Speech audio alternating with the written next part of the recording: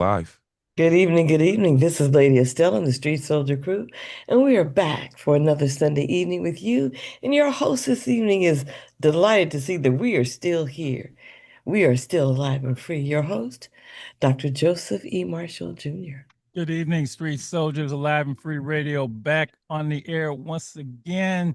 Thank you for spending your time with us. You know you're going to get something good here. We call it good advice, good information, good example, good instruction, all to make it good in your neighborhood. Or the other one we use is playing a little music and saving a lot of lives. Busy week, lots going on. Got a special show for you tonight, as always, and then we'll ask you to weigh in as soon as I say call. Please call because I need your thoughts on this particular wonderful topic. Got to say hello to everyone. Lady E, hello. The Soul, hello. Film on Mike, hello.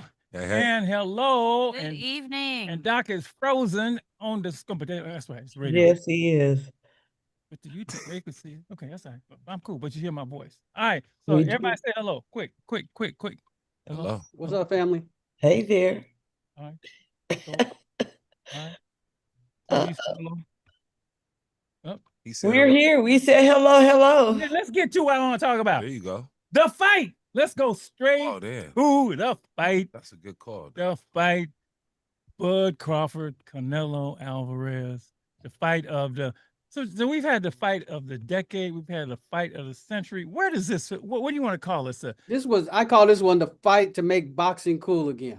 Oh, okay, okay. Make you know what I mean, to bring boxing back. Cool with boxing before, but that's okay. I need a title, so Well, MMA is kind of taking over. People don't trust boxing.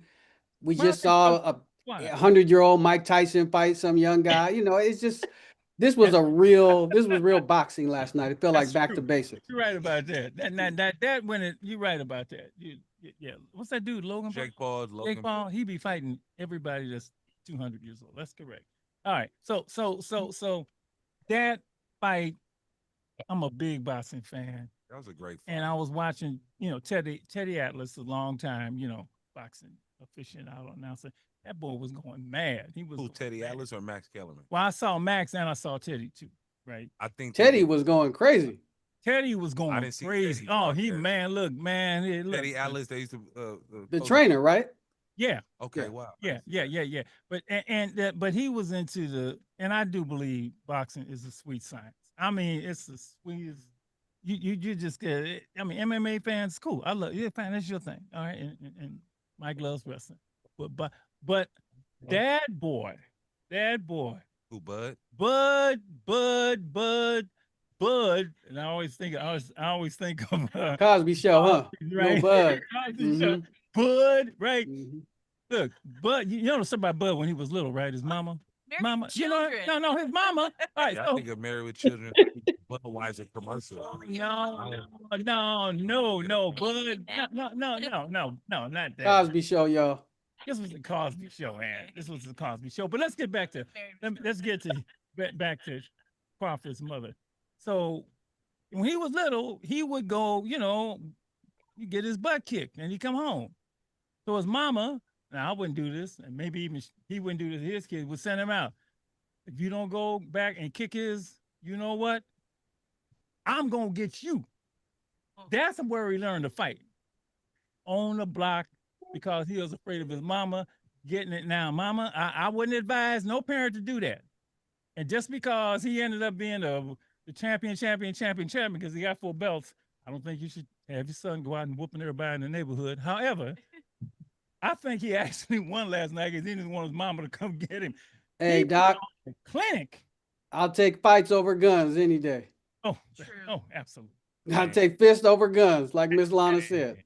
But and he everybody doubted him, man. Everybody, cause It was a lot he's of a big people. guy. A lot of people I know was like, man, Canelo gonna win because The money was all on Canelo. yeah, Yeah. it happened. Shout out to Franklin's Do-Rags. All right, all right, all right. Right, right. I got the do rag going crazy. Canelo, The one thing I liked about the fight is that they both seemed like they respected each other, Oh yeah. and they had a lot of like it was a high class fight. Very high class. It was very high class. Canelo did his thing. He's He's a great he's champion, man. He's a champion, great champion, exactly. and he was gracious. He was gracious and all of that. in and defeat. it wasn't in defeat. And They were classy. They were respectful. It was really nice to see two Crawford men like that. was gracious in victory. Yep. I mean, Yeah. it was really nice to see on both sides. Plus, it was a great fight. It was a Yes, great. It was fight. a great fight. There got to be a point in there was Canelo like, When he got hit, catch this dude. when he got hit that one time, Yeah. he kind of looked at And him he like, looked- and he was like- dang, I know you hit that for. That was a But he's close like, I one. can't do nothing with him. And it's you know anybody who's an athlete, a great athlete, you have to believe in yourself. You got to believe in yourself. And Crawford believed in himself, no matter what. And then you got to go out there and do it. So great fight. And let me just say, whatever happened with that fight, black and brown unity forever. Don't start tripping, y'all. that I was think cool. I think Oh, yeah. they kind of like did that. Well, they saluted each other, Right. and each other's cultures in many ways. Yep. I know the That's Mark. right. It was not. It was not. So now, I'm sorry, people. I know this isn't a sports show, but this was a big deal. We'll get to it. So where does Crawford rank now? I mean, is he got to be the greatest of this generation? That's easy. Canelo says he's way better than Mayweather, which is interesting. And He yeah, fought 70 fights. Hmm? Canelo's fought a lot. yeah, and he fought Mayweather. And let me just add, Max Kellerman and you guys said Teddy Ellis, but they did, and Andre Ward. Yeah, They did a hell of a job. Yeah. uh, Max is on my Dre is great. talking the fight. And it was weird. I don't know if y'all seen it, but they kind of was like Max Kellerman and Andre Ward was on one side, Yeah. and then the other guy. It was on. I don't know what that was about. I don't know what that but was about yeah, either. That was kind of weird. Because at some point he said, "Man, Yeah. you can look at me now." Right. Did you see that? Right, I seen that. That was funny. Anyway, though, I'll find out. It was great. Yes. It was great. And Crawford, we salute you. You will go down in history easily. Yes. As pound for pound, one of the greatest ever. One of the greatest. Up there with all the sugars. Undefeated. Sugar Ray Robinson, Sugar Ray Leonard. And, yeah. Last words, sir? Because we was going. No, it's just good to see boxing. It was nice to have something that was enjoyable this week, Yes. Yes. if only for a few minutes. Lady, do you have a statement on the fight, Lady? Not one. E?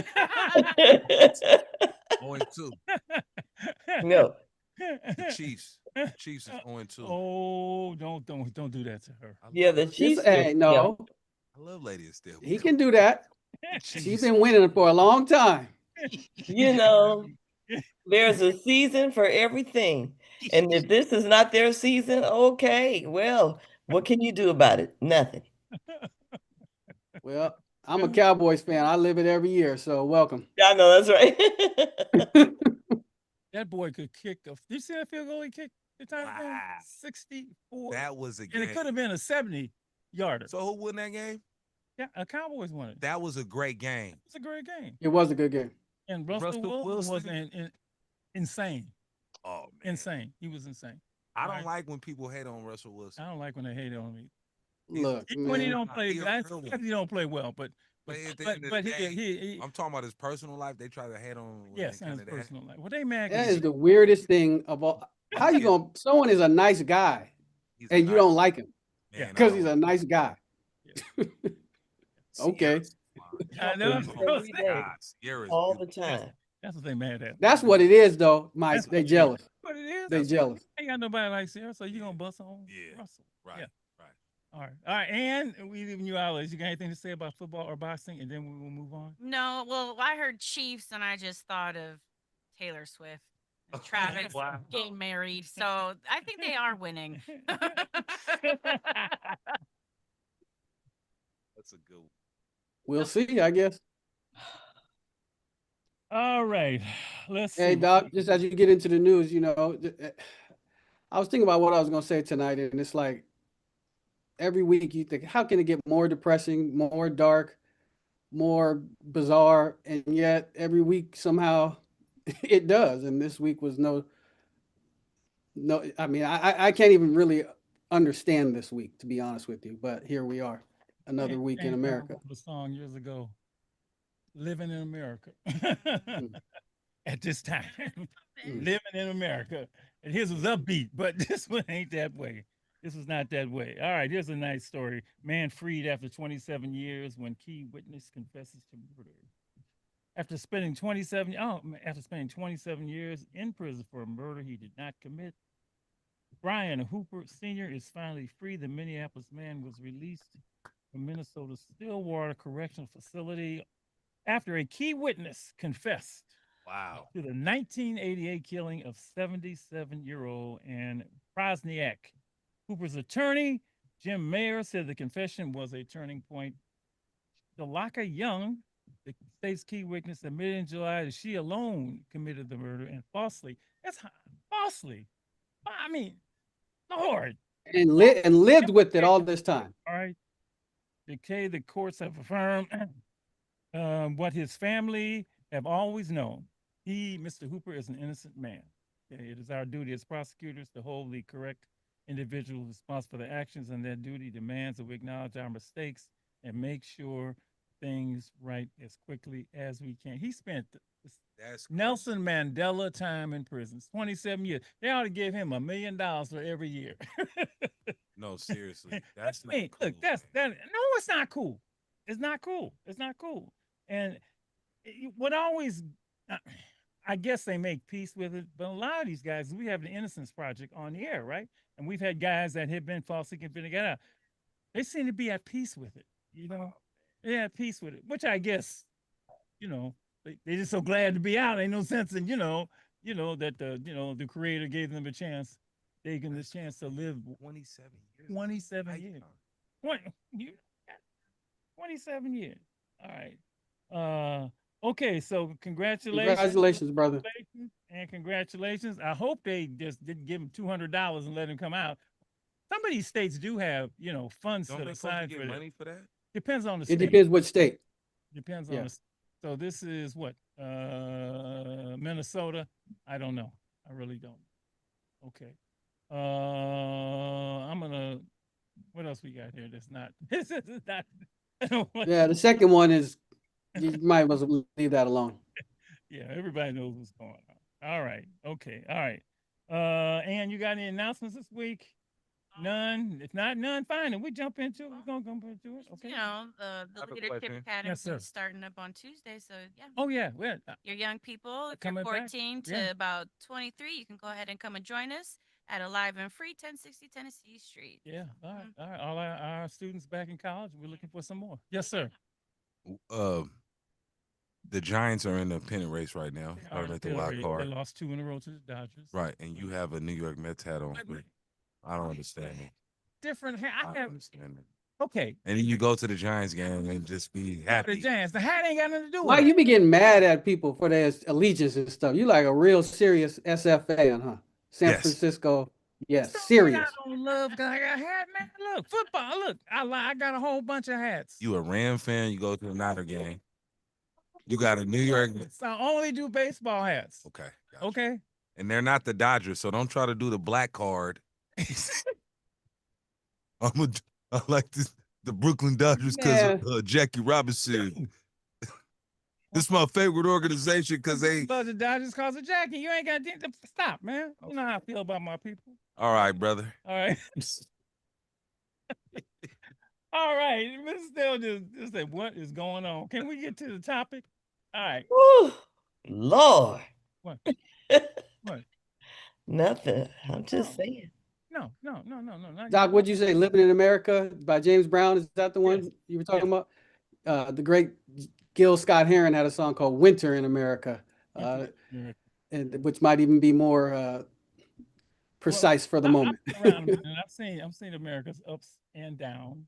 So, Yes. this is one of them down. Mm. Gotta come back up. All right. We're gonna talk about it's back to school. Back to school.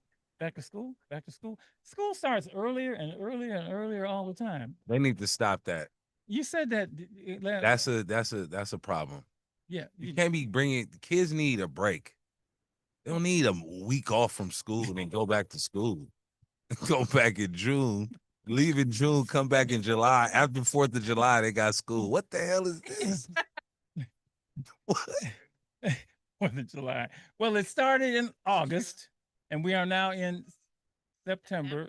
So we are doing our back to school show tonight. Gotcha. Okay, our back to school. And what brought this to my attention, other than that, we always do a back to school show, is that every so often, Lady E, they do these reports on the nation's students' test scores, right?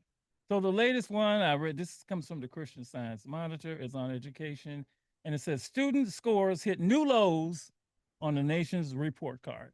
Okay, seem like they every year is a low. Like I they don't. keep Yeah. dipping. Okay. So a new batch of student test scores indicate a slump in college and career readiness, as well as a decline in science knowledge. All right. And according to this article, both of those could have profound implications for the country's economic future. Average reading and math scores among 12th graders fell to their lowest levels on record. Wow. And did you hear that? In 2024, last year marked the first time that these assessments were given since the pandemic. And the pandemic factors into all of this, right? And it's always been about recovering and getting back on track, all right? Providing a fresh look at learning struggles for U.S. school children, okay? And so that gives you all these scores. I'm not going to get into it, but they're trying to figure out how we should move forward, especially in the age. A lot of these scores are math and science and reading. And technology is like changing every single day. So I'll give you a couple. Only 35% of high school seniors in 2024 were reading at or above the test proficient level. Wow. Only what? What's the percentage 35% of high school students? high school seniors Wow. in 2024 were reading at or above the test proficient level. All right. Now I don't know what the proficient level is, but only 35% of them reached it. Okay. This suggests that a number of students will not be prepared for entry-level college courses and instead might need to take remedial classes that could show their pathway to a degree. All right, then the next statement is that could require a change in how educational systems work to best serve students' needs. And then they talk about science. Students are struggling in science and so on and so forth. So this come out every once in a while. They're saying we got to do something, we got to do something, we got to do something. What it made me think about, Mike and Lady E, and was, just school in general. And tonight we're going to design. Well, here's my question: what would you like to be taught in school that they're not teaching? Oh, Now, that's a great question. What would you like to be taught in school that they're not teaching now or not teaching enough of? Okay. All right. They're talking about math, science in the schools, but we get to design our own, right? Curriculum. Our own curriculum. And what would you like to be taught in school they're not teaching now?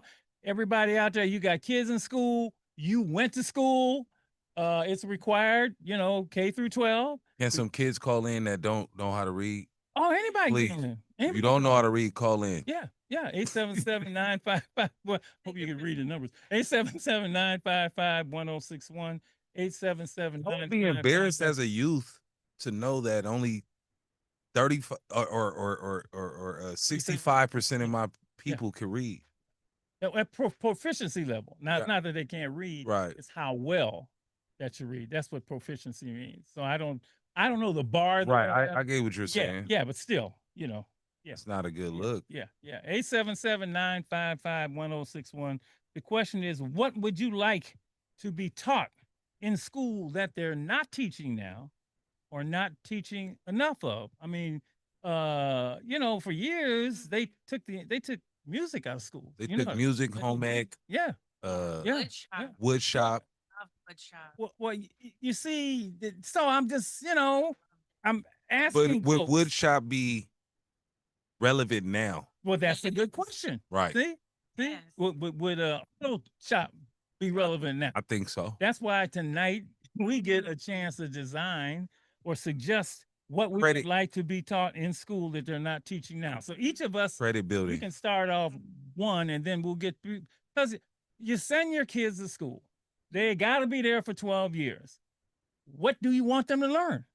We do this thing all the time, man, with the young people, and it is are you ready for the world? Mm. You know, because we got these folks who are turning 18. And, you know, mama might have said, bye.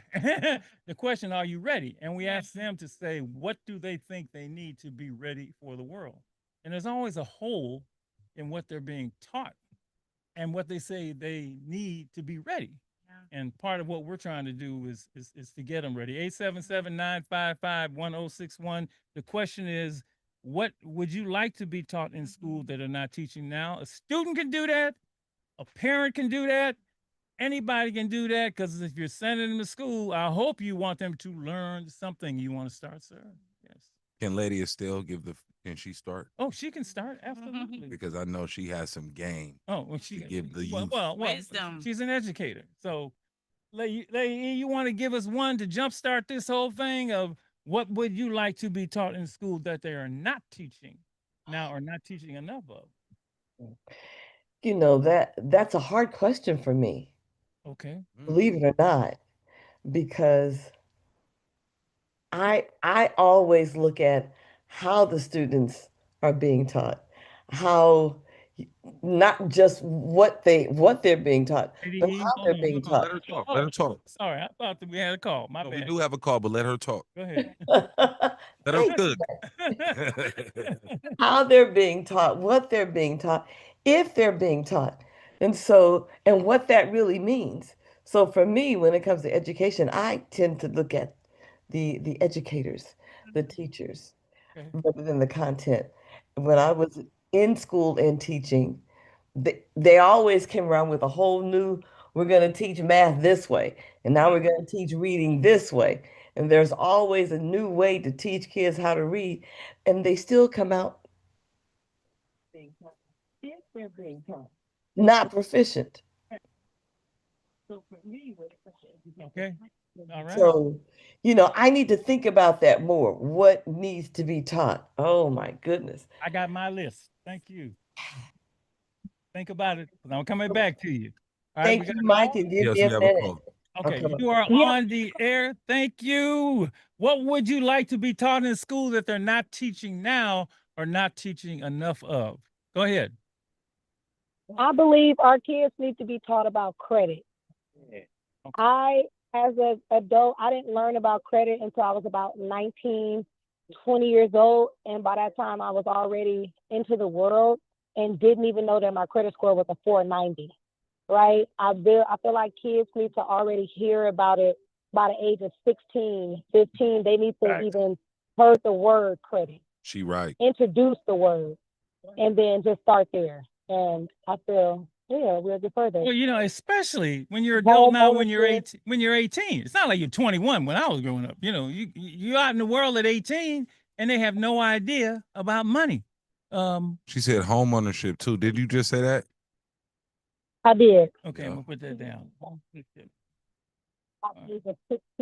My name is Anna. I'm from the Bay Area. I'm a lactician and a chair.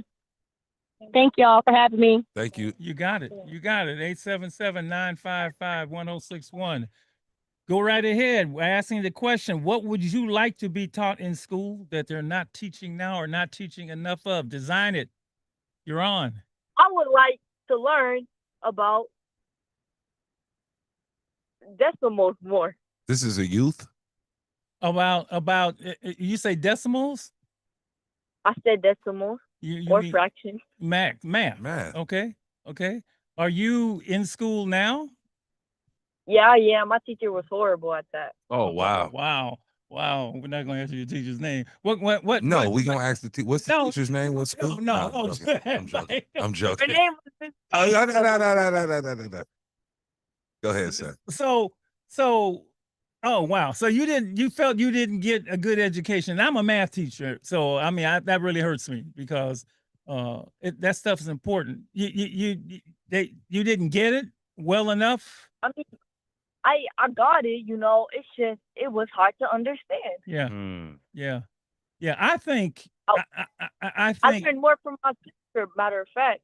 yeah. You finally got it though, right? You finally got it. I mean, yeah, Yeah, and I think that's what Lady E was talking about when she was talking about the that's what I educators, was thinking. the teachers. Absolutely. sometimes, teachers have very low expectations, and I think that gets away. And sometimes, the stuff's not rocket science. They should be able to teach it, And a good way, a good way to teach decimals and Wow. fractions is What's just that? money. Money? Money. Money ain't nothing but decimals and One, fractions. one. No, it ain't nothing but decimal. That's a What's good your way. name? Where you calling from? What's your name? Where you calling from? What's your name? My name's Tyrone. I'm Oh, from sorry. Oakland. Okay. If you got no decimals and no money, 1.00. Yeah, that one. am I right? Thank you, dear. Thank you. I'm sorry that you didn't get it the way you would have liked to. Teachers get better. All right. You're Hey, on. can I just jump in before we take on that caller? Let me just say that teachers have forgotten sometimes that there are multiple intelligences. Oftentimes, teachers teach the way they learn best. Mhm, mhm. And their students may not be just auditory, may not be just visual. Teachers, there's 7 different multiple intelligences. Wow. Teachers need to be able to teach and reach the way every child in their classroom learns. So you can't just talk to them. You got to be able to give them an opportunity to have hands-on, have Right. them dance it out, have them draw it out, come up with other ways so that everybody in the room can see it, learn it, feel it, have it. That's how they get it. Thank you. Thank you so much. I'm going to tell you where I did it, but let's take this next Yeah, I call. would love to know. Yes, you are on the air. Street Soldiers, talking about education. What would you like to be taught in school that they're not teaching now or not teaching enough of? A lady said it earlier about credit, but I would like to say about money in general. Yeah. They teach children how to count money, but then they don't teach children how to manage the money after they learn to count. Yeah. That's a So- bar. A class on how to manage your money. You get money from McDonald's, you get money from Foot Locker, you get your checks, and you don't know how to manage it. So you just go and spend it on anything. You're So absolutely I think kids right. need to be taught how. Yes, Yeah. I think kids need Yeah. to be taught how to manage money, and that will in turn help them to get good credit. She sound like she know how to manage money. Well, but see, what she's Yeah, saying sound is like that, you know how to no, but manage see, we have to learn the hard way. I didn't learn. Right. Me either. None of us did. Right. Because if you didn't get it at home, go ahead. I'm sorry, man. Go ahead. So I didn't learn until I was probably in my early 30s. Yeah. But that's after I had a 525 credit score. Do you understand? I had to pay 27% interest on a car loan. So yes. But I had to learn the hard way. But now that I know. I don't know why schools don't do this. I don't know why. Why don't they do that? Because They teach you how to. They used to teach us how to mail a letter. Mike, They don't know how to do Mike, that they're not preparing you anymore. for the Did you know world. that? Okay, they're preparing you for the world, especially when somebody is out there at 18. Come on, man. That's not right. You We out there. got a lot of calls. Okay, I'm sorry. I'm just Okay, keeping all it right, all real. right, Thank you so much. Thank We you have so a much. lot of Okay, people all to right, call okay, about go this. right ahead. You touch somebody's spirit, Dr. Humphrey. What do you think should be taught in school that they're not teaching now or enough of?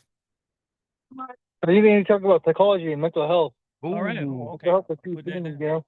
That's a Tell me why. There's a lot of cyberbullying going on. A lot of suicides in high schools. A lot of going on, on the mental health environment. And I'm going to put it this way. This is why I've always said young people bring so many issues to school today. Is that if do. they're literally sitting in the classroom with all this stuff inside, and they're not getting help with it, and Right. they act out. But I will say this: I agree with you. They might have a little health thing, on the side, but teachers, since I was a teacher, like teachers aren't taught. You learn how to teach a subject matter. So I agree with you, man. I agree with you. I think all of this should be part of something that you get at school, but I don't know that schools are willing to do that. But yeah, I'm not sure if I want to talk about this on the radio, but Also, they should talk more about drugs, you know, and how like Yep. it can affect your body, it can affect your whole life, it affects the people around you. You got it. Thank you. I'm Thank writing you, this sir. down. We'll figure this out. Thank you.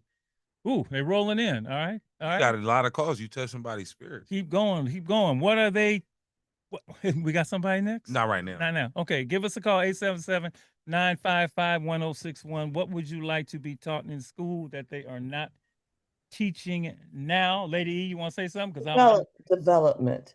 Developmentally, educators need to know, educators versus teachers or both, need to know where their students are developmentally. And so when you are thinking about and planning out a curriculum, especially in public schools, what children need to know from the age from 5 years old to 12th grade, and stacking up developmentally, because when we get to their senior year, how old kids are when they become employed, when they can become employed. When do you want to start teaching about money and how to handle money? When do you want to begin to teach about mental health situations and circumstances? Sometimes a lot of these things come up in class. Third graders, kindergartners may even talk about when something bad happened to them and teachers need to be comfortable enough to answer the questions in a way that kids can understand it, comprehend it, process it, where they are developmentally. So I see your hand, Dr. Marshall, which causes me to pause. Okay. we got a call, huh? Thank you. We'll come back to you. Go right ahead. You're on the air. Hello. Hi. Yeah. When I was in high school, they had this great class. Shout out to in the alternative school, by the way.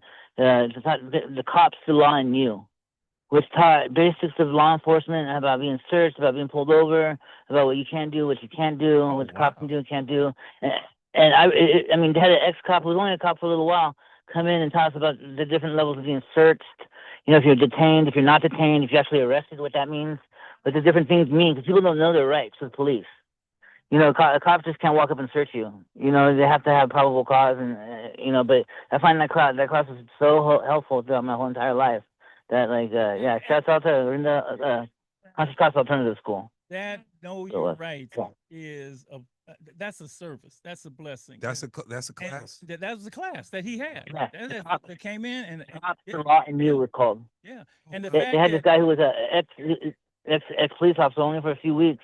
Yeah. But he got fired, but he knew the law better than anybody. And he came in and showed us, like, you know, if they're just talking to you, they can't go in your pockets. They can't grab things. All they can do is pat you down for your own safety. Make sure you don't have any weapons. Oh, that's They can't go in your pockets. They can't throw things. You know what I mean? They can't. They just have to pat you down for your safety only. You know, and most people don't know that. And so, they get detained and questioned. That just gives the cop no right to search you. Wow, I need that class. Makes sense. It makes a lot of sense. It's helped me so much. Yeah. So much. And he also said one thing that always stuck with me was, like, if they're asking questions, it means they have nothing. If they had something, they'd just arrest you. Ooh. You know, like they wouldn't ask any questions if they knew already. You know what I mean? They'll just arrest you. So if they're asking you questions, shut up. It means they have nothing. We have done be polite. So you be polite, but don't say anything. Thank you, sir. Thank you, man. Thank you. We got another call. Yeah. All right. Keep it coming. Okay, now before you take that one, let me just insert. I'm sorry. Let me just insert. Schools have curriculums. The district says this is the content that you must provide. These are the things that young people need to know. We are going to be grading you, watching you, paying you based on what you are able to. You've got to meet those criteria. Teachers got to meet that criteria. They got to do that. Now, teachers need to be able to be comfortable in creating space for that stuff that does not show up on the curriculum, yet there are the things that kids want to know. Teachers need to find the space creatively to address them. If they're not able to have a class or a somebody come in and visit, but they must be able to creatively come up with ways to address those things. That keeps kids coming to class. As a matter of fact, when you can touch and reach the things that they're interested in, as well as the things that the system says you must teach. Wow. And that might be the benefit of creating a list like this, because if people are suggesting this, maybe we can, a school that's looking at a holistic view of the child Right. can take this and say, I know I got things I got to cover. Maybe I can get some of these things in at the same time. 877-955-1061. Got a call? Here we go. You're on. She just hung up. Oh, call back. What would you like to be taught in school if they're not teaching now? Let me go back to that math thing. When I was teaching math, they talk about this. I made math fun. Look, Let you tell it. Mike, you've had people who've had me Good put one. math. What a wonderful math teacher I was. They did. I mean, but I played Monopoly, right? I did a whole Monopoly thing, Oh, right? wow. For real? Oh man, look, problem Monopoly it go on for days. I know it goes with. That's the only thing. We was buying houses. I put it on the board. Look, that was just a way of getting That's a good one. with money and numbers. Money and numbers. And they really, really, really appreciate it. All right, you're on the air. Go ahead. Hey, what's up? This is Betsy. How you doing? One thing I think they should teach more in school is, yes, of course, financial responsibility, but a lot more with with everything going on with the suicide rate, like a lot of mental health. Like a lot of these kids are losing partners in the streets, and they need that counseling. And when these youngsters don't got it, they're gonna act out. If they don't know what to do, they're gonna try anything. So it's like we gotta have more counseling, even drug counseling. Like the state has a lot of money to go towards rehabilitation. It's like it's not just for the adults out here with drug problems. We got to get them before they're adults. Man, agree with you, man. I agree with you. Mental health is the number one thing that young people talk about when we ask, what are the issues that you face? Mental health, and you'd be surprised what the other one is. Maybe wouldn't be. All right, you're on the air.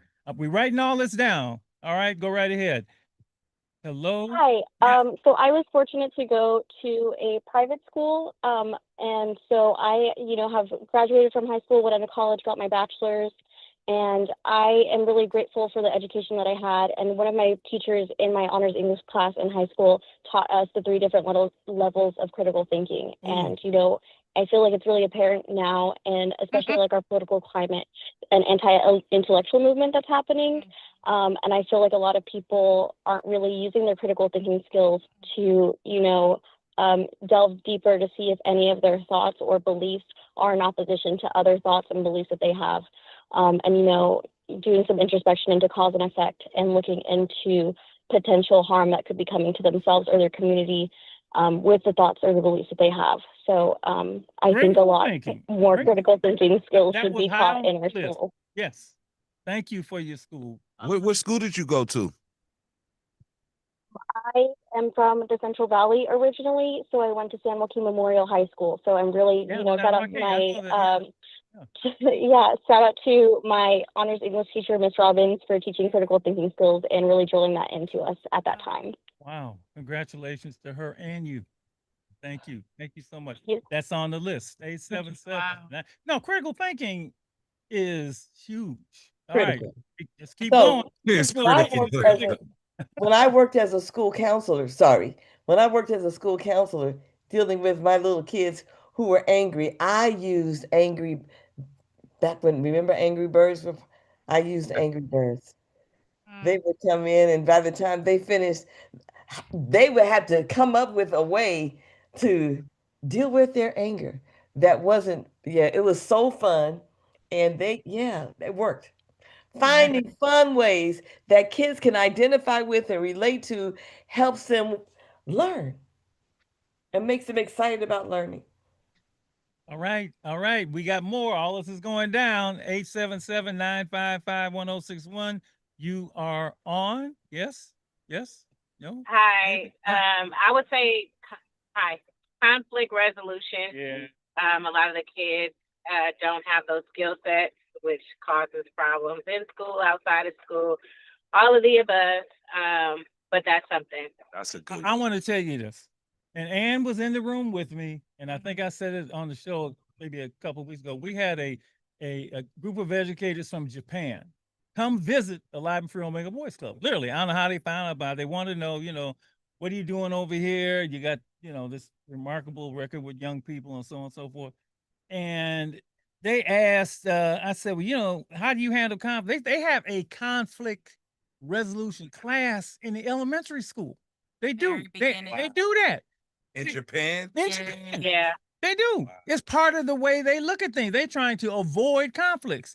So they'll take these. I love it. They take these scenarios. I mean, just innocent scenarios to go from that to big things. And in the first grade, second, they thought they put them together. How you gonna resolve this? Wow. So that's and they said, "Well, do you have something like that in the United States?" I said, No. hell no. We wait till stuff happens. Right. Yeah. We wait till stuff happens. So Yeah. that's why they got stuff, but they ain't got this kind of stuff, right? In Japan, but because it's so Yeah. thoughtful about. So I was gonna say just spreading that because I know I work in some of the continuation schools and we teach it to the kids, Yeah. but all kids can benefit from that because they're navigating life every day Every and day. they may not have the best example of what it should look like so that they at least have something to compare it to. Yeah, and you know. conflicts are inevitable. So if there's a way that you can talk people how to prevent or resolve them, which is what you should want to do in the first place, you would think that would be logical. And maybe the schools don't know how to do it or don't want to do it, but it's necessary. I agree with you 100%. Thank you so much. Thank you. Shout so out much. to my high school, Gateway High School. Yeah. Shout out to Cowboy Yeah. Okay. and B Hall Cowboy. from downtown high school. Yeah. Preston Worthy. Yes. Yes. You know that. You know that. I know No, y'all. I knew knew y'all. Preston, so when I first started, Preston was part of it. Right. Oh yeah. We're making this list. This is great. Maybe we can suggest this to educators. Maybe we could start a school. I already got one. School of Hard Knocks. No, I don't want a hard knock school. I want to be non-hard knocks. But they do need it. Oh, we got got Okay. another call. All right. You are on the air, Street Soldiers. The question is, what would you like to be taught in schools that you're not teaching now or not teaching enough of? Go right ahead. You there? No. Yeah, you're not there? Hello? Okay, yes. Go on. Thank you for calling. I think I've thought about would be rent, how to manage paying rent, Yeah. That's teaching kids how to apply for jobs, things that apply for jobs, school, colleges, how to apply for a credit card, how to apply for financial aid, how to look in the system and get help for themselves and not count on someone else. Well, I think that's part of the way they are doing it in schools now. I don't know how much they're doing it, or maybe not to everyone's satisfaction, but I know they have counselors that help as you begin to move on into the. Did you find it more? Mhm. Did you all find it more progressive or more beneficial to be a teacher or a counselor? Well, I love teaching. I love teaching because I had them every day. For me, having them every day was big for me. Even when I became an assistant principal, it wasn't the same thing. I really missed the kids. Got you. I did. I just love being with them every day because you essentially, what's that song? Let me go gospel here. Their life is in your hands for that, that 50 minutes a day, Mhm. The whole year. And even though I taught math, which was essential, and sometimes I taught, social studies, I tried to address all the stuff that I could and still cover the book. And that's hard because, you got to teach math. One of the reasons when I started the club was that I needed to know more about them. I needed to know what was the backstory, what's going on at home, what's going on in the neighborhood, all the stuff that Mike, when you could see a kid in class, Mhm. right? And he's like there, but his mind, his mind is out there, right? Right. And you ain't, unless you get him after school or after the game, and by that time he want to get out of there, something's going on. So a lot of this stuff that they're doing here, we do at the Alive and Free Omega Boys Club. But I like personally being being a teacher. Lady E, you did both. One talk about Yeah. being a teacher and account. Why don't you talk about that? I loved being in the classroom. I taught elementary. And so I had my kids with me all day, every day. And I enjoyed it. And I felt like for their growth and development, it was it was important to have for me to be there with them because I found ways to insert everything that was important to them in their decision making.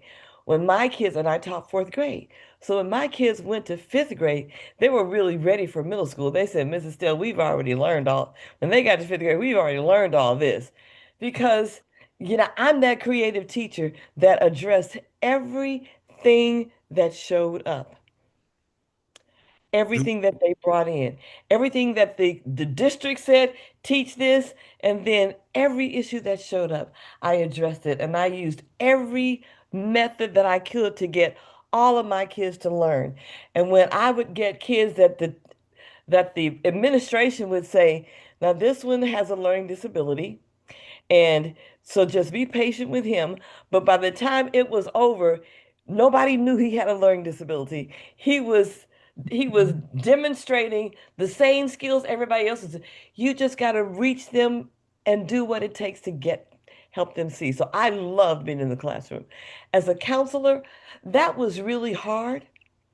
That was harder, but it was just as important because the kids that were sent to me were kicked out for so many reasons that were valid and absolutely invalid.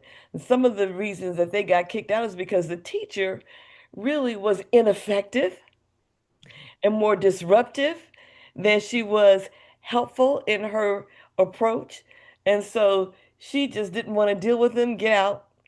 And so I became an important place for them because, yeah, the teacher didn't like it. My teacher doesn't like me. So, I know how to teach. I can Just teach. know it.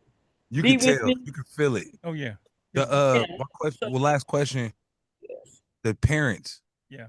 How important is it for parents to be involved, or how important is it for like when parents are involved, where y'all kind of like working together tit for tat to help get someone from point A to point Z or whatever?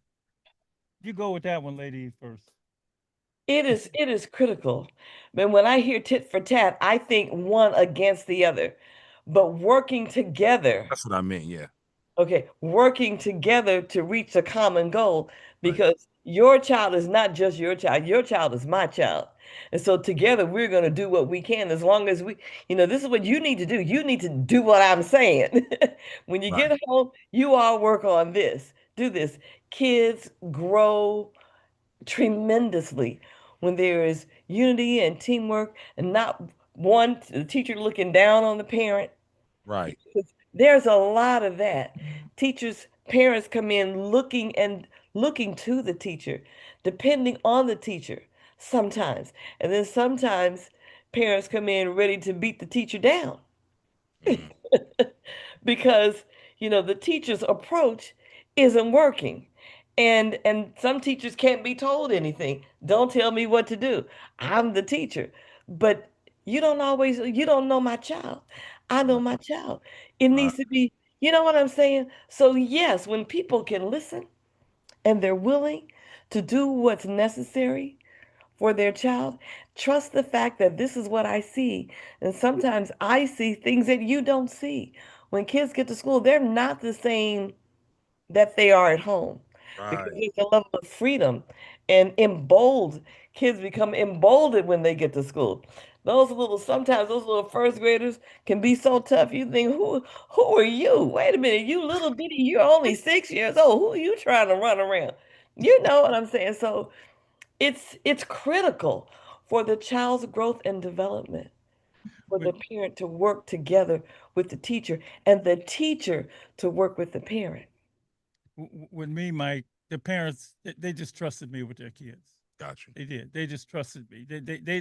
When they found out I had the best interests of their kids at heart, they like do what Dr. Marshall say. Well, Mr. Marshall, do what he says. And then it was, and if something comes up, let me know. And here's the other thing: a lot of teachers only call home when something's wrong. I would call home and say, your kid's doing great. That's tight. Oh man, I say, man, your son, your daughters, it was great today, you know, and that's the kind of, but then I love them. Both of us saw the kids as our kids, and that's a big deal. That's a big deal. That matters. So We there's gonna- one thing you said that was We got 30 seconds. So, all right, we're going to head on over to YouTube Live at Stay Alive and Free. Always take us on the go when you head on over to stayaliveandfree.org. And what did Lydia want to say? that 30 seconds let me have when he said, when they realize that I had their best interest at heart. That's what parents need to see, that you have their best interest at heart. That's what teachers need to do, have the child's best interest at heart. We'll be back.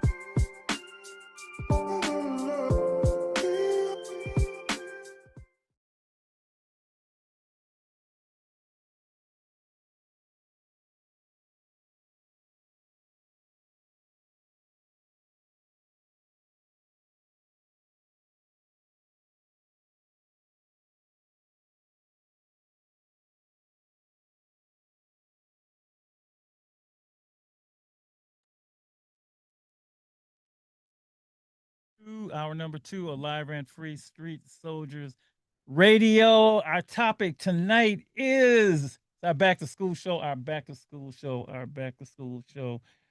The question we are asking, and which got a lot of response in that first hour, what would you like to be taught in school that they're not teaching now? What would you like to be taught in school they're not teaching now? We got 3 educators with us this hour. I'll introduce them in a minute. I don't know if they heard the first hour, but I want to tell them what prompted this conversation. It was an article about student test scores, and the article said that the scores have hit new lows on the nation's report card. And every once in a while, I know they're familiar with this, you get these articles that come out about how American students rank in test scores, and particularly how they rank with the rest of the world. Average reading and math scores among 12th graders fell to their lowest levels on record in 2024. This was the first time these assessments were given since the pandemic, and we know how that affected everybody's young people's learning schedules. I pointed out a couple of things. Let me just do this. Only 35% of high school seniors in 2024 were reading at or above the test proficiency level, down from 37% in 2019. Some 32% lacked the reading skills required to perform at a basic level. And these scores suggest an increasing number of students will not be prepared for entry-level coursework and instead might need to take remedial classes that could slow their pathway to a degree. Science front was equally dismal as they talked about STEM. And the concern was that, again, this is a computer-driven technology world. So, these articles come out every once in a while. This is the latest. It prompted us to think about, however, moving it forward, what would you like to be taught in school that they're not teaching now or not teaching enough of? We got a lot of information from that first hour. Now we got some people who are education. It's their business. It's their business. And so I invited each of them to come on the air to contribute their expertise. That's a nice word, huh? Their expertise in education to this conversation. We're joined by Dr. Darius Smith. Oh, no, you guys introduce yourselves and tell them what you do, because I'm going to mess it up. So, Dr. Smith, introduce yourself, because I'm going to get your title wrong. I don't want to do that because I like you and you like me. I want to keep it that way. Go ahead, Dr. Smith. It's good to be here. Good to see you again. Good to see both you brothers again. Dr. Daniels, always good to see you, brother, for show. My name's Derek Smith, Oakland native. I'm currently associate professor and chair of the Department of Leadership Studies in the School of Education at the University of San Francisco. Thank you so much. Thank you so much. Dr. Reggie Daniels. I say Dr. Marshall, I get tingles. I get tingles. Tell them who you are, sir. Right. I mean, it's truly a blessing when I got, 2 mentors, 2 brothers who led in the struggle. So, Doc, as I said, you were the first doctor that I knew in person, Black doctor, who would actually, earn that level of education. And then when I went up to USF, Dr. Smith was my department chair. I found that out. Ain't that something? Yes. It was under his leadership, that I had a sense of what I really wanted to do as far as getting a degree. He was the first one to say, man, you're not one of the people that's just getting a degree because you want to say you got it, right? If you're going to get this, do something with it, man. Make sure you got a plan. So thank you, Doc. I didn't forget that. I appreciate that start. So again, I'm Dr. Reginald Daniels. I am an adjunct professor at the University of San Francisco, where I teach a class on art and incarceration. And yeah, I do some stuff in the community, and I DJ a little bit, keep me going, man, keep me motivated. So I'm glad to be here, Doc. That's my intro. Doc, I love you, man. Both of us. Both, Doc. I found out that Dr. Smith was your dissertation chair, which is just fabulous. Ain't that something? Yeah. Look. The ancestors work in ways that work for us. And last but certainly not least, this guy with the same last name as me. I've known him since he was born. My brother, Jerry Marshall.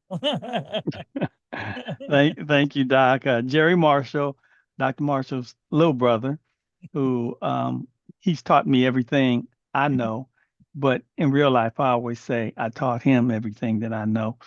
But I'm a retired educator from the community college, California Community College system, and so I've come to lend my expertise. And why don't you just mention what Umoja is? You're not giving yourself enough justice there. More than a retired okay. educator, college counselor. Umoja, the Umoja program is known, statewide, even beyond that. Why don't you say a little about that? Alrighty.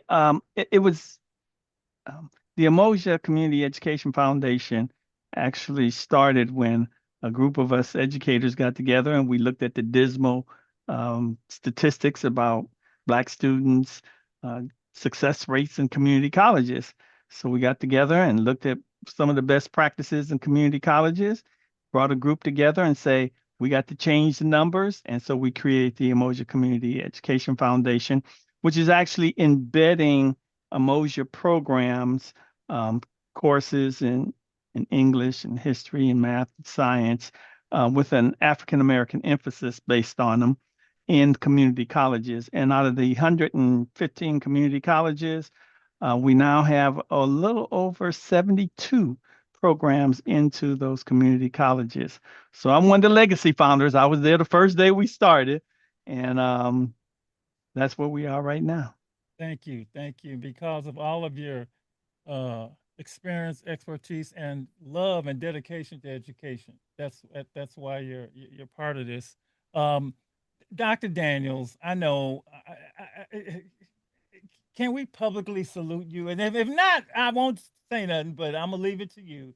I'm just, does Dr. Smith know? I mean, if you say no, I won't say no.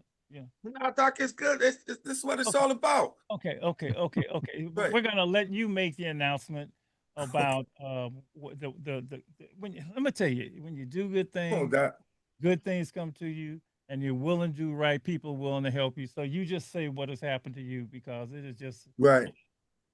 Okay, hold on a sec, Doc. I just went off screen. So very, very fortunate, less than 1% of folks who lose their rights, civil rights, because of incarceration and things of that nature, very rarely ever regain them back. So I had the very fortunate opportunity to receive a pardon signed by the governor with the state seal. The governor is the highest form of government underneath the president. So from the state of California, the governor, Gavin Newsom, I received a pardon for my former prior convictions. So I'm very grateful for that. Glad to be here. Malcolm lives again. I'm offline, but I think you can still hear me. Okay. No, we got you, man. No, this Dr. Smith, that just must make you feel, I feel, and Jerry, all of us, we're just so proud and happy for Dr. Daniels. Yeah. So let's move on to this. What would you like to be taught in school they're not teaching now? I don't know if you heard any of the first hour. Jerry, I saw your name in there, so you may did. Right. What an amazing list that they put together for us to sort of chew on and munch on, and and I was thinking about K through 12, but it could go beyond, obviously, into community college or into four-year schools. Is there anything, let me just ask you, I'm gonna read the list real quick, and is there anything that struck you, and then we can, so one of the things that by the way, I don't like nobody talking about the listeners or callers to this radio show, okay? This radio goes straight to the people, and we got the most intelligent, thoughtful, Because I listen to talk radio sometime, and them people crazy. Okay, these people are not. I mean, the just wonderful. Financial literacy came up so many times in so many ways. You know, with home ownership and money management, it was probably the number one thing that was put out there. Psychology and mental health related issues came up. Um, somebody said something about teaching young people about drugs, uh, teaching about child development. One person said that he got a great class at a continuation school when the police officers came in and learned, taught them their rights. Know your rights. Former police officers came in. We've actually did shows on that. Critical thinking, which wow, I thought was just wow, yeah, critical thinking. A class on drugs, and basically we just conflict resolution. Somebody said that. And we just ran out of time, ran a call. People still on the phone when we left. So just add to it. What do you think about what you heard? And Lady E also pointed out, I think obviously, which is true, and when you're in K through 12, you have a strict curriculum. You know, they make up the courses that you got to take. And so, yeah, so that's the landscape. You know that. What do you think, Dr. Smith? Let's start with you. What did you think about some of the things you heard, and reflect on any of that? Well, I agreed with all of it, if not most of it that I heard. I think what folks were calling for is a proactive education that teaches folks the things they need to not only just survive or be functional, but to thrive and succeed in America, given their respective class context. Like if I'm coming from Oakland and my city is experiencing massive investor buyouts of properties, and folks are tied to these predatory and very expensive car loans, and everybody just trying to make it.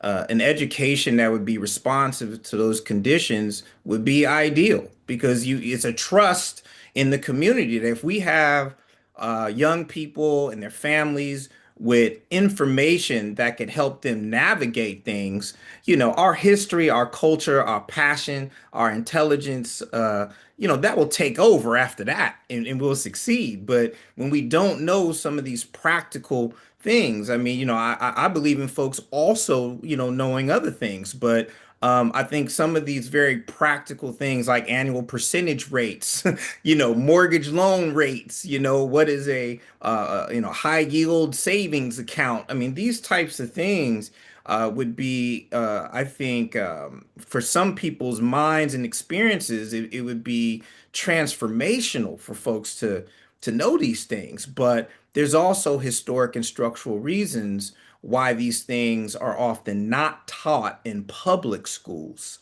I think folks are speaking to that absence. Thank you. Dr. Daniels, your thoughts? Yeah. So I agree with everything that's been said. I thought it was really exciting to hear things like, the ability to reason, critical thinking skills. Yeah. That's awesome.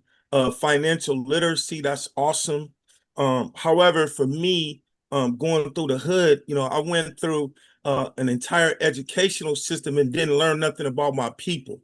Yeah. Okay. And so people have money, they have power, but when they don't have the knowledge of themselves and understand their culture, they can be easily deceived to move into a white supremacist system and be an instrument of white supremacy. So for me, all those things are true, but man, at the club, man, we say the same thing our ancestors said. You must know yourself. Learn yourself, man, before anything, and then all those other things will fall into place. But everything that has been said is profound, man, and I'm really happy to hear young folks talking about that, people talking about that on this station. Thank you. Jerry, your thoughts? Well, again, I agree with everything that's been said, but I have gotten students coming out of high school, and the curriculum is basically designed to teach them content: math, English, social studies, physical education, science, but very seldom do they focus on the student. The student isn't placed at the center. the student doesn't learn about himself. Goes back to the self-knowledge. I think who is this? Was it Carter G. Woodson who talked about you have like two educators, one that teaches you something, and then your ability to learn yourself, and that the ability to learn yourself nourishes yourself and your mind, body, and spirit more so than somebody teaching you something, right? So what I would focus on is getting back to having folks teach about the student. I never had a class in Jerry Marshall, right? So if somebody would have gave me a class in Jerry Marshall, I'd have learned about myself, my gifts, my talents, my abilities. I would have learned about when you talk about history, knowing that I have just who I am. I have a hunger and a knowledge to know who I am, who my situation is, what neighborhood I live. So, critical thinking sometimes is there. I come from a group of people who are always determined, had resiliency, tenacity. I mean, the highest rate that we have among our Black students is what they call the persistency rate. They don't quit. They keep coming back. They keep going no matter what happens. They're gonna come back, right? And then that the bottom line that my grandmother and everybody in our culture have always had. We've always had faith and love. Faith that no matter what happens, we're gonna get through this.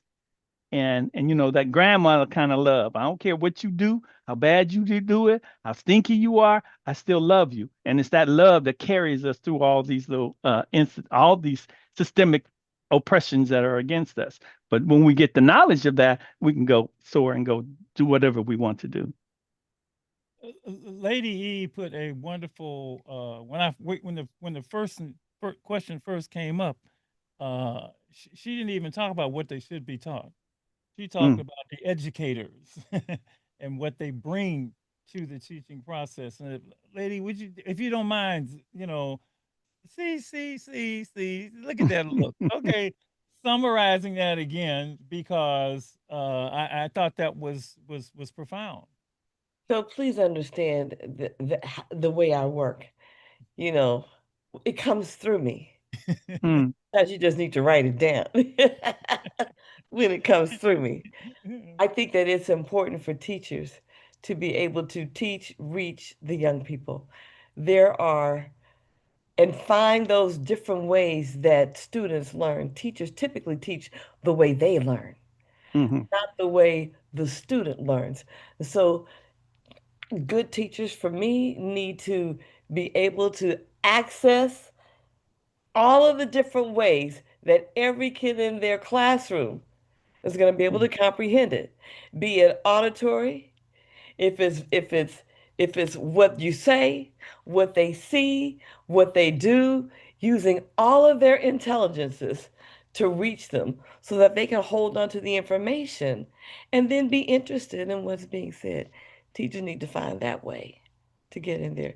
And just imagine a classroom that has all the components that all of you have mentioned, where there is a time where kids can hear about who they are, where they come from, and then what the world needs them to know, what the society needs them to know. You got to know how to read, write, add, subtract, multiply, divide. You got to be able to do those things, but then you got to be able to recognize and understand. But then here I go. So yeah, okay. No, I so agree with what you said, because when I started teaching, they gave you the curriculum, told you what to teach. And so I worked it, but I said, this isn't being effective for the students, right? So at some point in time, I had to throw away what they gave me and it became reciprocal. I was teaching them and they were teaching me. So as I learned from them, I started to develop my own strategy for teaching, or my own, I call it an andragogy instead of a pedagogy, because I was working with young adults. And I call it conscious learning engagement. So, and in that process, I learned that you have to teach to the mind, the body, and the spirit. So it's almost like if you're teaching a learning style, you do the audio, the kinesthetic, the visual. But to me, if you can reach their mind, their body, and their spirit, then you ignite the learning process in them. It becomes more intrinsic. They want to learn because they want to know. instead of a reward or a GPA or I want to get a job with some money, you know, but I want them to know who they are, and I want them to learn for the sake of learning. I think a good way to look at this is to look at your own education and look back and say, I wish I had this. I wish I had this. I wish I had this. And I know at the top of my list, because I had, you know, I had a great education. And when I say education, I mean the 3 R's, I got them. You know, I went to one of them Catholic prep high schools. I went to Catholic elementary school, and when it comes to learning, they don't play. I mean, look, if you can't do it, they ain't passing you on just cause you big. You know, there's no social promotion, right? And some of the classes I took, you would think were wasteful classes. Well, why are you taking that? But they were what you would call, you know, what do you call it? I took, believe this or not, Dr. Smith, I took Greek and Latin in high school, right? What the hell are you taking Greek and Latin for? You can't speak it. But it was cool. I liked it. It just opened up this whole. I mean, I'm not gonna say I wish I had learned Spanish. By the way, I'm surprised foreign language didn't pop up on this list. But you know, but even with all that, it was clear, very clear what I missed, and that was my history and culture. There was no doubt there was a huge hole in me that could not do anything about, and and because it wasn't there, and let me just say this, because the other students weren't getting it, not just me, because I'm a black kid in a white high school, right? Because they didn't get it. You know, they was treating me a certain way. You know, I mean, you know, we all needed it. Let's put it like that. I know I need it, you know, and it wasn't until I got that I completely began to blossom and bloom, because there was no know thyself. But they needed it for them, so they would know more about me and about their own hidden history, right? That they knew nothing about.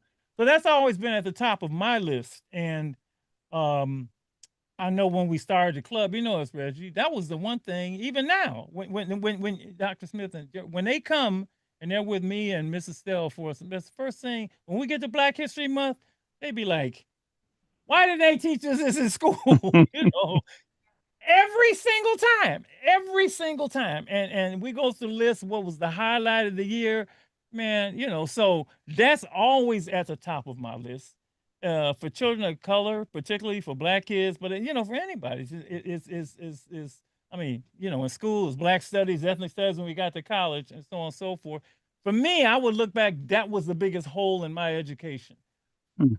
And for you, was there one that you could identify that for you felt was the biggest hole? Yeah.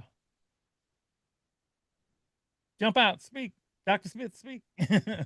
Oh yeah. Yeah, for sure. I mean, I would say, you know, I went to Oakland Tech 88 to 92. And I had instructors even at Claremont Middle School that, you know, Mr. Baines put in work, you know, to try and get us aware of our African history.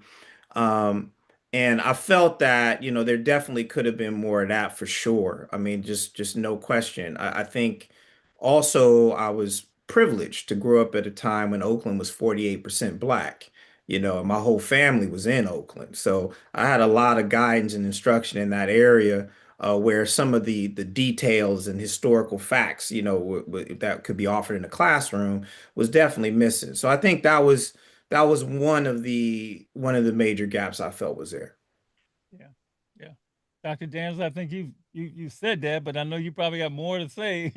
Yeah, I would just add a little bit to that, because I know we you know, we're talking about education, you know, and I too went to, you know, a Catholic school where you know, I learned the basic structures of education, mathematics, writing, and all of that stuff. However, every day after school, I got chased around the school by a kid who would call me the N-word, and the school did absolutely nothing about it. I was the only Black student there, you know, and I went on to graduate from Riordan. However, I was not prepared. This is a whole nother topic, but I'm gonna just throw this out there. If there had been a deeper focus on culture things like what happened. My family was involved in the Jonestown, Guyana thing. They were the only for survivors. There was a white man who was able to come in the community and present something as though it was the end all be all. And so many successful Blacks. Remember when San Francisco was at one time considered the new Harlem, Little Harlem, because it was so Black. There were so many Black people who owned property. They understood financial literacy. They understood business. But they didn't have the cultural presence to be able to discern from the trap that was there, and we lost thousands of our ancestors, well, at least 1,000 of our ancestors who were prominent in Fillmore property owners, and all of that was lost. And I think it was because the cultural historical deficit was part of what contributed to that. Dr. Smith, you wanted to say something about that? Yeah, I thought Dr. Daniels made an important point about culture, and and that's definitely an area I work on. There's more spaces of school teaching than just the classroom curriculum, right? The classroom space itself sets a tone for what we can expect from our social environment. How new the desks are, how new the books are, how the teacher can move around the room, how safe the room feels. And that extends out into the hallways, the front of the school, whether there's tiles missing from the ceiling, whether the water has lead in it. All these various things are instructional, right? It instructs us on what we can expect and how we can expect to be treated when we're in institutional spaces. And the connecting part to that is how students are allowed to treat each other. Okay? How students are allowed to treat each other. A lot of things have changed since the 80s and the 70s. Okay, you had a deeper influx of ethnic studies in places like New York and Chicago and here in the Bay Area, which is now under attack and has been under attack for the last 15 years. So you have students learning a lot about their histories and their culture in certain schools and in certain school districts.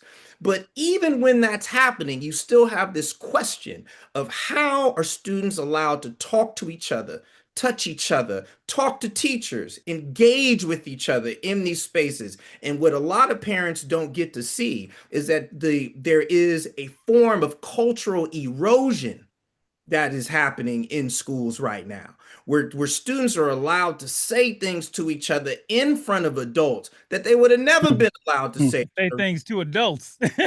You understand what I'm saying? There are ways in which people are allowing, and I'm going to speak specifically to Black and Latino children in the Bay. There are behaviors that are victimizing and dehumanizing that any adult would understand and see, that students are allowed to do to each other on a regular basis with little to no recourse and little to no official process for a variety of political and structural reasons. So to Dr. Daniels' point, the cultural part is incredibly important, as important as the other academic portions, because the overall role of school is to aid in the development of the whole human being. And when we slack on that, we could teach a kid all the math in the world, but if they don't know how to be humane and loving to other human beings, they will misuse that information and they will also become useless to the community. I'm going to yes. I'm going to throw something Wow. in. I've taught everything from, well, most of my career was 6th, 7th, 8th, and 9th grade. Taught high school, taught at USF for a minute. Had some groups, but I remember teaching 5th grade one time. I had a 5th grade. So I've gone down. And when I get young people and tell me about school, just tell me what your educational experience was like. And I get this probably from 3rd and 4th graders all the way up to 12th graders. When young people go into if you say a kindergarten class, they're going to kindergarten class. Ask a kindergarten class to answer questions. You can't stop them. I mean, their hands go up in the air. I mean, they ready to look. The little kids run around telling me. By the time they get to 4th grade, used to be middle school, but I'll start going to 4th grade. You ask a young person no hands going up in the air. You ask them what they think, they go from call on me to I'm cool. I mean, it's like I call it the pilot light, if I can say that right, the pilot light that was roaring when they first went to school. They're ready to go. They're ready to go. I mean, you take your kid to kindergarten, you around them kids, they're ready to go in the first grade. The light has gone out, and I ask young people what happened, and I would ask them as early as the 4th and 5th grade when I would go to the schools that in the pull-out group they pull a kid. They would always say 3 things. The first thing would say is, teachers don't like me. They don't like me. Yeah. The boys especially would say, they don't like me. They don't like us. The second thing they would say is, they don't think we can do it. Now, it's funny how if a little kid can perceive they don't think we can do it. If first grade, second grade, at some point, they just get this feeling that you don't really think we can do this, right? And then the third thing was they let us do anything we want. So by the time they get to, man, well, by the time they get to 4th grade, 5th grade, that light that was roaring, teach me everything. I'm involved in this process with you, has gone like, and the gold stars, that they used to get have turned into, when they get them letter grades by the 6th grade, they're like, they too cool for school. The brilliant, and it's just criminal. That's what I call it, criminal. And so it doesn't matter what you teaching at that point, because they're like, well, you ain't interested in me anyway, And we see this, you've seen this right when they get in the AP classes. You get the brilliant black kid in an AP class, and the teacher would be like, well, I'm going to spend all the time with the other kids, and they get a feeling, well, what they really saying, I'm not sure you should be in here anyway, and that permeates just everything that we're talking about. And so the practicality of what we want to put in, whether it be conflict resolution, child development, know your rights, critical thinking, the educator, and this is one of the things she was saying earlier, is so key to this, that if you don't get a person that, like you, who loves kids, believes in them, because the biggest indicator of academic achievement isn't the books. It isn't the libraries. It isn't the plant. It isn't the, all the bells and whistles. It's the expectations. This is why Marva Collins is going to have a 1-room schoolhouse, and turn out brilliant people as we did, under a system that didn't give a damn about us anyway, but we really believed in us. And so even as folks are suggesting these things that should be taught, like we had a girl early on talking about, I didn't learn no decimals. She couldn't teach me no decimals. Very good. I don't know if you heard her, right? I just wanted to know. That woman might have thought she couldn't even really learn decimals. So I just want to throw in, because you guys are educators, and the value. You love what you do. I always say teaching is a calling. It ain't a job, right? It's a calling. And I want to put that out for people that's just as important as the curriculum itself is who is teaching the curriculum. And it's just not a bunch of numbers that you throw on the board, but you're trying to breathe life into this. Am I making sense here? Am I making sense here? No point. Yeah. And I know even in my Catholic high school, a lot of them didn't believe I could do it, but I got other people who believed in me, and they said, don't let them. I think some of my parents would say, don't let them white folk. You could do it too, because I didn't get that too from them. I got to get that too from Sarah. And then once in a while, you run into this one teacher that you always remember, who cares about you, and it says, I see something special in you, and we can always have that memory. So I just want to put that out there too, as we're designing, because I think the design, no matter what the curriculum is crucial. Who is doing the educating? Your thoughts about it? Yeah, I totally agree with it, because we've had some great curriculum, and we've had some folks who wanted to come in and teach Black students. And they were gung-ho, they were excited, they had empathy and love for Black students until they were challenged by Black students. And then all that empathy and love ran out of the, ran away. And then it became this hierarchy of I'm the teacher, you're the students, and you lost the students totally. And Doc, you were talking about earlier, because even when I went to Catholic school, I was fine till I got to that third grade. You just sparked something in that third grade. And I even went back to my elementary school at St. Bridget and looked at the third grade classroom because the greatest fear was in the fourth grade for me. Moving from third grade to fourth grade because I was afraid of the teacher. And I wasn't even afraid of the teacher. She thought she was great, but she had to deal with my other brothers. And so I became, you had the same teachers either, but I became, oh, you one of those Marshall boys. And I didn't know I was a Marshall boy. I just wanted to learn. But I was so afraid of her that it totally turned me off from learning. And from that point on, I never ran into another teacher who really cared about me, but I did, because all students want to identify with something. Somewhere in the school, you got to fit. And, I fell into the plantation politics of athletics. Somebody told me, oh, you dribble the ball good. I said, I do. And so when someone believed in me, then I soared in that particular area. And those were coaches who saw things in me. And that carried me even when I went to high school, because I came from a little predominantly white Catholic school, and I went to an all-Black school in Watts. And all the Black kids, they even had fear. They said, oh, you talk like a little white boy. And I said, oh, I do?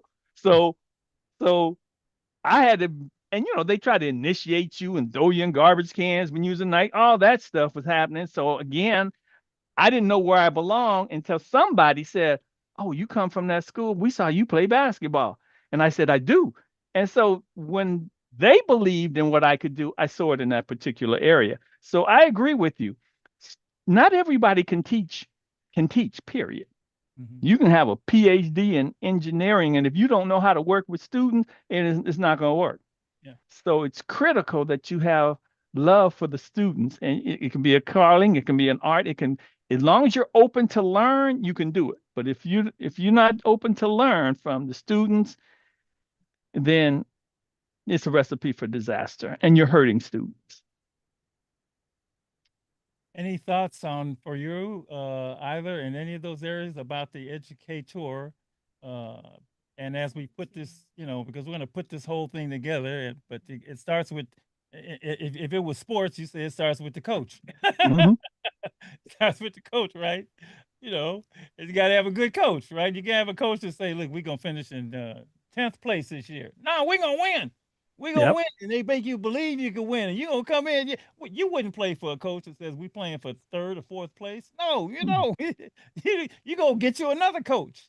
And in so many of these schools, it starts there, right? Mm-hmm. And you know how you can tell, all three of you, when the student says, oh, they're just doing it for the money. That's my first indication. They just doing it for the money. They're just doing it for money. If they said that about, they never said it about me, number one. If they said it about you, it's a whole different deal, right? They know, you just there, and so go ahead. Your comments, and lady, you can jump in also. Yeah, I just want to say, first of all, institutions are not safe. Schools are not safe, man. Let's just put it out there. Like I said, the first time I was violated, as I started doing violence intervention work inside of the prisons, people have horror stories about grade school, man. Women are sexually assaulted. Men are made to feel unsafe. They got to book up or hook up in the gangs. I mean, how is it that we expect our children to go in and focus on learning when they don't feel safe? Mm-hmm. So that's one of the things that I think, and I learned that from Dr. Smith. He might expand on that. I started bridging into that when I started studying with Dr. Smith. Yeah. One of the strains on this whole topic too is, and Dr. Marshall, you mentioned it, like who's teaching, and well, I think both of the marshals mentioned it. We're currently at a teacher shortage, right? So, according to EdSource, high need schools are 3 times more likely to fill teaching positions with non-credentialed and emergency credentialed folks than low need schools. And we've been on the decline in available teachers for over the last 20 years, and we have slight inclines in the last 5. But my point is that it's slim pickings too. And the folks that are coming in to teach, and we, right now, the Policy Institute, Public Policy Institute did a study, and they found that 80% of teachers were potentially looking to leave, right? So we have the situation where those that are there right now, who want to desperately be there right now, they are strained and stressed and pulled to the limits, right? Not to mention our administrator shortages as well. So the public school system is under incredible strain right now. And these are things, though, as Dr. Daniels pointed out, the lack of safety in schools. I mean, at least for the last 30 years, schools have been more dangerous than the communities around them. Kids ages 12 to 18 for at least 30 years were more likely to be victimized on a school site than in the community itself. Okay. In some data, in the 2000s, going into 2012 to 2018, all the way before the pandemic, some data showed that secondary school students, 1 in 2 would be a witness to or a victim of sexual harassment or assault. I mean, we're in a very serious predicament with who is there to teach, and what are the conditions under which students are learning this curriculum. And I don't mean to speak to put more strain on teachers. I mean to speak to actually shed a light on the fact that this is before we even get to the reading and math. Before we even get to that part. I think that when we talk about what parents want and what kids want in the school, I think we don't just take that as an academic need. We take it as also an idea that can have families further invested and more trusting of a school system. And when we don't do those things, we stay in this position to where we are rightfully losing trust from the community. This is one reason why so many people start their own schools. I will start my school, right? For all the reasons that you said. There was this one school, and I will say the name. I won't say the name of the school. It's in West Oakland. And I remember being a consultant to that school, right? That was when somebody invited me to come in and look. Dr. Smith, I could not tell that school from the block.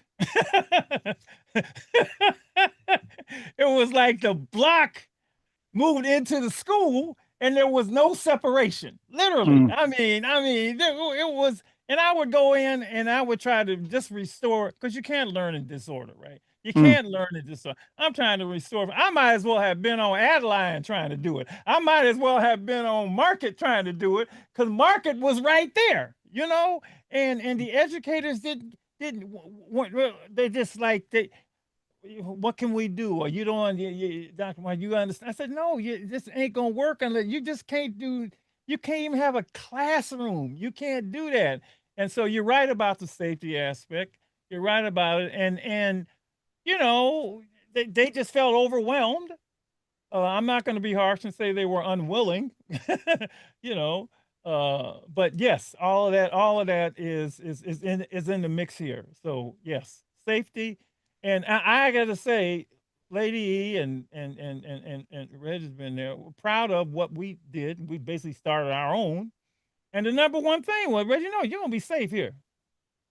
No, we can't learn nothing if you're not safe and there's not order. And we're gonna have that. Now, literally, please, look. But that was non-negotiable, right? That was non-negotiable. And if we start there, like you say, you can build these kind of institutes where you can teach anything. You can teach anything. All right, somebody else jump in here. This is just absolutely wonderful because we're building this thing for the kind of academic place that we want to have. It reminds me of I couldn't understand sometimes when the students would come to class and everybody was in different spaces. And so I actually started this class lesson called the Remembrance Ceremony. So within the first 2 weeks of school, I would ritualize a ceremony, and then we would talk about folks that were in our families that transitioned, right? And so, and it was like I said, it was a real ceremony. I had circle chairs, I had altar up there, and they brought artifacts and they put them on the altar, and I made some.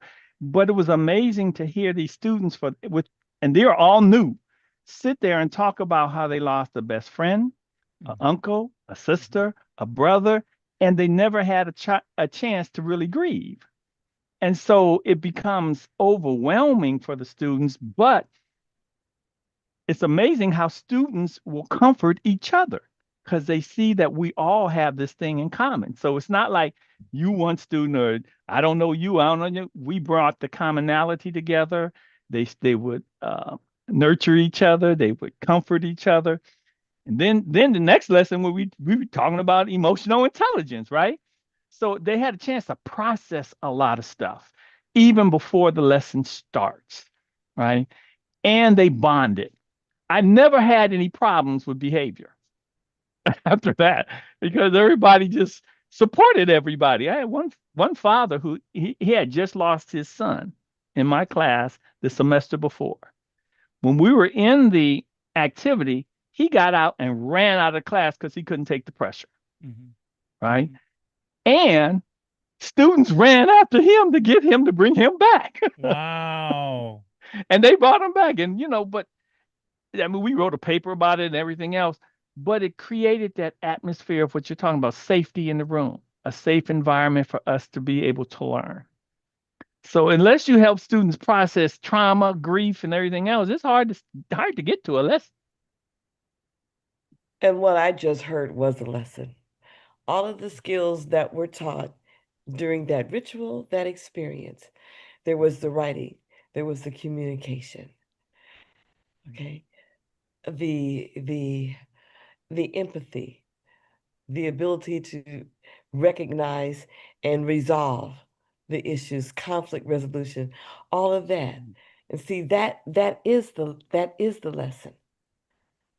So to be able to see that, recognize that, do that, provide that, the child's brain and heart are then connected and open and ready to talk about history, ready to talk about math, how you can incorporate all of the basic core components in that ritual, and then moving out beyond that to what the district says this is what they need to know and learn. Yeah, so it happens. That's how you can do it all in that one place. But also, I think it's important to recognize that it can't always just be one place.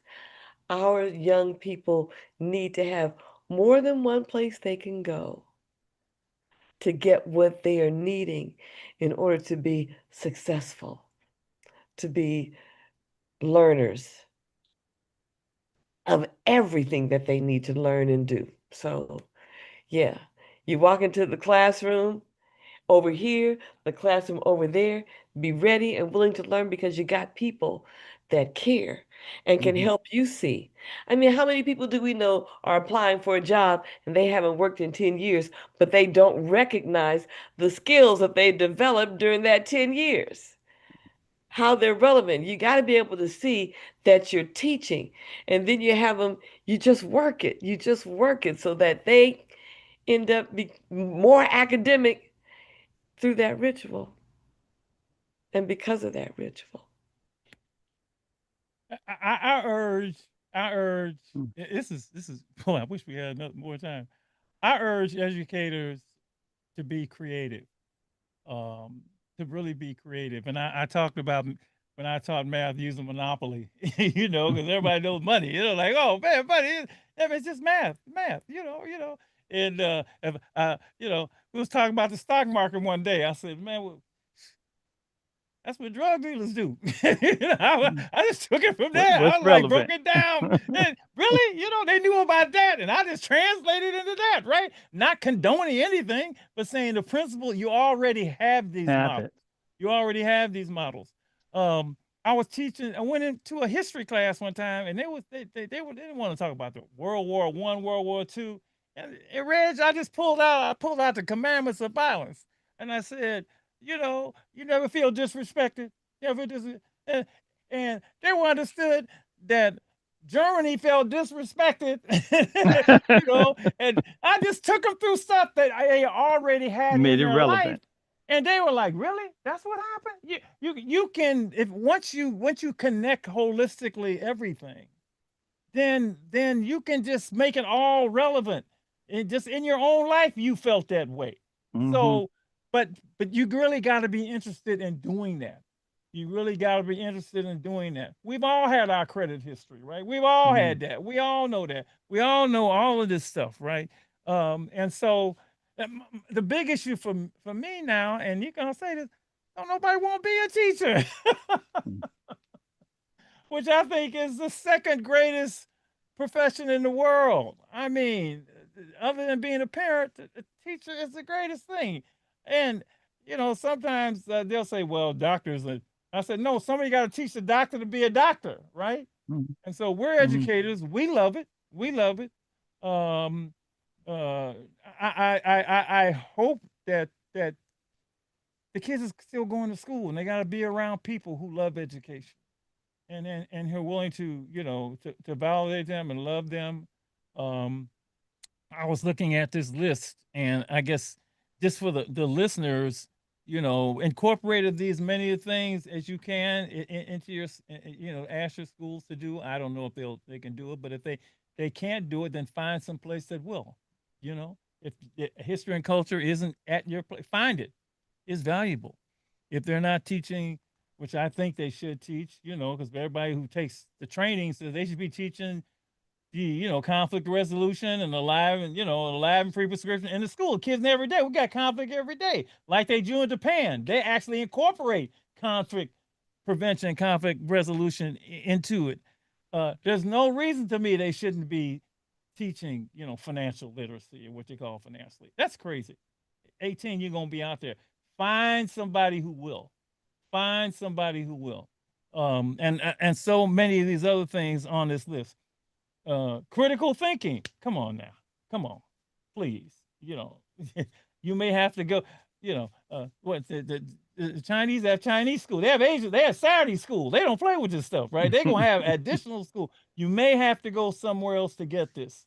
But it's critical, it's important that you do get it. All right.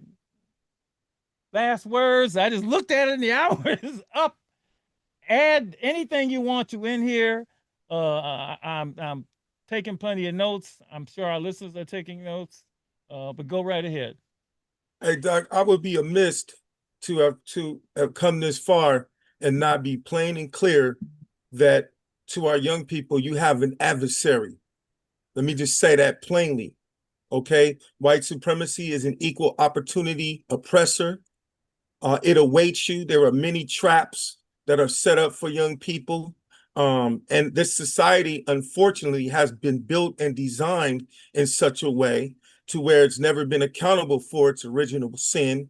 And it's created an economical, cultural reality where it requires slaves. Let's just name it. I wasn't told that when I was younger. I want to say that clearly, so that folks can start to guard themselves, you know, and have an internalized system and understand that yeah, you know, I'm not giving an excuse to say why you can't be successful, right? But I want to make it clear that someone does stand to profit from ignorance, from incarceration, from violation and violence. It's a reality. So along with our education, I just think that that's something that we need to be aware of. We need to develop defenses against. That's why I do this work, I can't be paid for it. I go into the community. That's why I'm here tonight, because I survived it, and I'm here to let people know there is a force out there that is waiting for you, if you are unaware, to take full advantage of you. Okay, so that's why we need our culture, we need our community, we need our elders. It takes a village. So that's my final words. Young people have said to me, Dr. Morris, this thing was set up for us to fail. I said, you're right. Right. I'm not gonna lie to you. Of course, it's absolutely set up for you to fail. Yeah, fail. You got to learn how to swim upstream, as Chuck D says. A public enemy refuse to lose. But I'm not gonna tell you it wasn't set up for you to fail. No. We shall overcome from day one. And they appreciate that. They don't like, oh, no. Let's see how we can make this work for us in spite of the fact that it was set up for us to fail. And learn how it was set up, because once you learn, hey, it's like reading defenses in football. You could become a good QB. Dr. Smith, Jerry. Well, I will final close. words? I will close by, listing some of the practices that we brought up with the Umoja. And, all our instructors have to be intentional and deliberate. They got to bring in an ethic of love for their students. Whatever you teach in the classroom has to manifest in the classroom and out the classroom into your community. We have, when problems come up, we have this thing called porch talk. Stop the room, talk about it, sit on the porch, just like we used to do in the South. Yeah. We have our learning practices. Everything has to be not only intentional and deliberate, but relating to the students' lives. We have this practice called language is power. So we tell our students about what you say and what you do is powerful. So be aware of that. We talk about tapping into the African-American intellectual and spiritual and artistic voices. They're everywhere in our history, and they have the same voices too. We make a connection to the African diaspora, because that's part of your history, right? We are creative in our English and our math. When you said math, I didn't learn probability. That was throwing me off till the brother turned to me and said, "Man, you shoot dice?" And so I said, "Yeah, I know that." Then I learned probability, right? Because he made it relevant, right? And we teach our students that, there's power within you as a group. So you can occupy space. And we teach everybody's business. Financial aid is your business. The tutoring center is your business. All of them, all those support services are vested in you. You pay your money for that stuff, so go use them, right? So we have all these practices that we introduce all our instructors to and our students to. Thank you so much. Dr. Smith. Yeah, I'll say three quick I love things. saying doctor, boy. I love that, because that's just so beautiful. Mhm. They wouldn't even let us be doctors back then. I'm just so proud of that. Yeah. Word. I'll say three quick things. When it comes to education, just because it feels good doesn't mean that it is good for students. And sometimes adults want to do what feels best for them, but for people who are parents can relate to disciplining your child and doing stuff for your child might not always feel good to you, but it's the right thing to do. Secondly, and in that vein, every single school should have a clear discipline structure it's clear, it's fair, and it's consistent.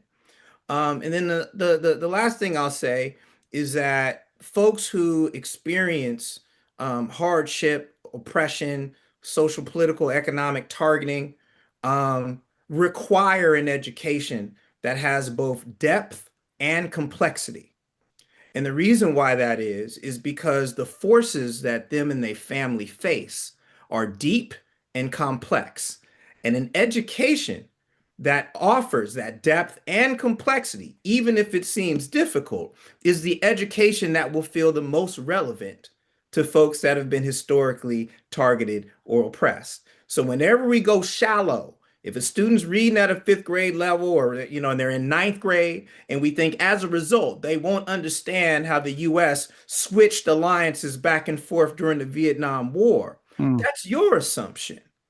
But they have a grandfather and a few great uncles that was in the Vietnam War. Okay. And there's a complexity to what the Vietnam War meant to Black people and what it brought home to Oakland and Detroit and Chicago and New York, and the heroin epidemic that followed and the crack epidemic that came after that, that actually led to an explanation, partly, of where our cities are right now.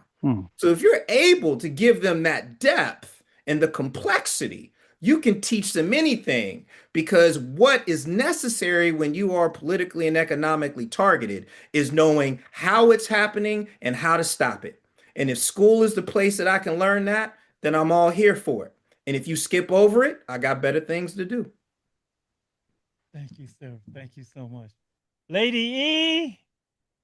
Lady E, Lady E.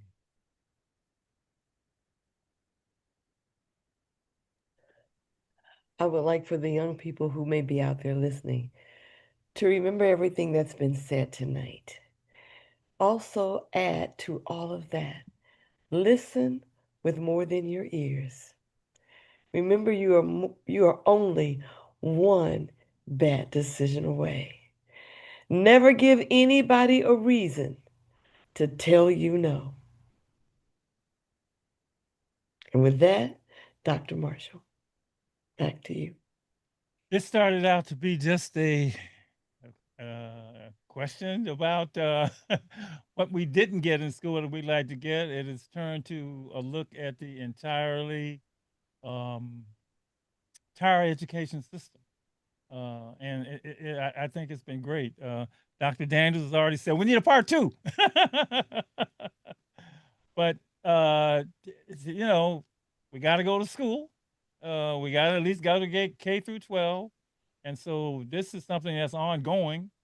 And I want to appreciate, you know, the listeners, the callers. I definitely want to say thank you to you for adding all your insights into this.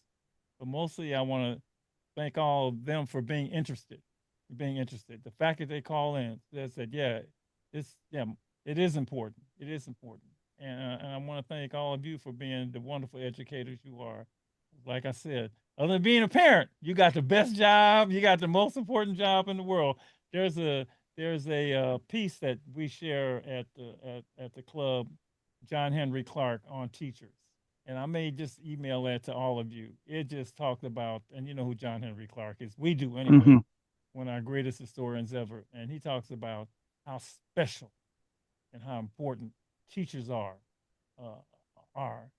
to us, and the need for wonderful people like that. And so thank you for being an educator.